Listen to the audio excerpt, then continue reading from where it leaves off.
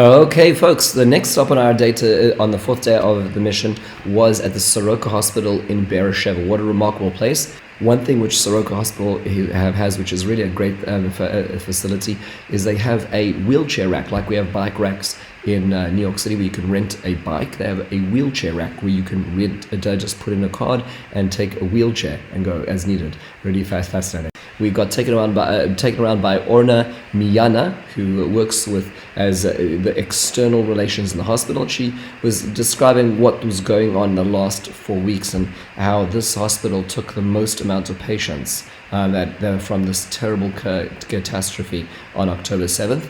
But she was also describing that there were many people in the hospital whose family was. They worked in Otef Aza, which is the area surrounding Gaza. They meant that family was either killed or taken hostage. There were a number of people in the hospital's staff, the 2 doctors who were sent out and died, and it gave a very human element. It wasn't simply that the hospital was serving the population, it was also part of the population as well. כמו קייטנה לילדים מגיל 3 עד גיל 12-14 והיו פה ימים עם למעלה מ-200 ילדים. It's also remarkable to go around in the hospital and sort of see, the Jews and the Arabs all together. For anybody who claims that Israel is a segregated society, just come visit Israel for the first time and you'll get a sense of it. If Jews were going to Palestinian territories, they would be lynched and killed and publicly, but Arabs can be freely working in Israel. And it's just worthwhile seeing. It was a very special thing. We got to meet with Dr. Dan Schwarzfuss, who's the head of the ER in the unit in the hospital. Just to put things in perspective, the Soroka Hospital is the biggest ER in all of Israel, treated all of the Sinai casualties and injured during the Yom Kippur War, the 6-day war, during the Operation Cast Lead.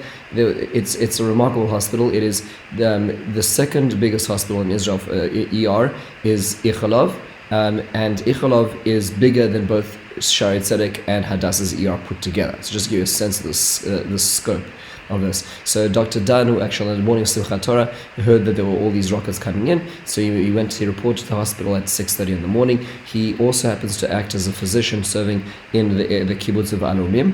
And when he called up to ask what was happening, they reported already that there were terrorists arriving. So he therefore set into motion the hospital's readiness team.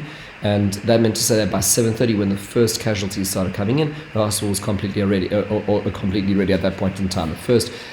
Unfortunately, there were bodies that came to the hospital. People were not alive, but the first casualty who was injured was actually a Bedouin woman who was pregnant, 9 months pregnant, and was shot, and they treated her first. That was the first, but that was in the first 16 hours. They received 667 patients, just to get a sense of the scope of what they were dealing with.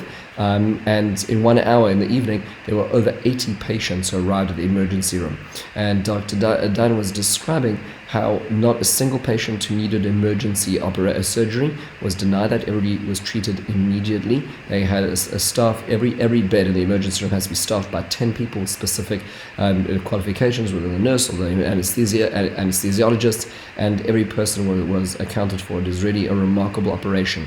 The thing that struck me the most, the thing that was the most meaningful that he mentioned, was that most of the patients did not arrive at the hospital in ambulances.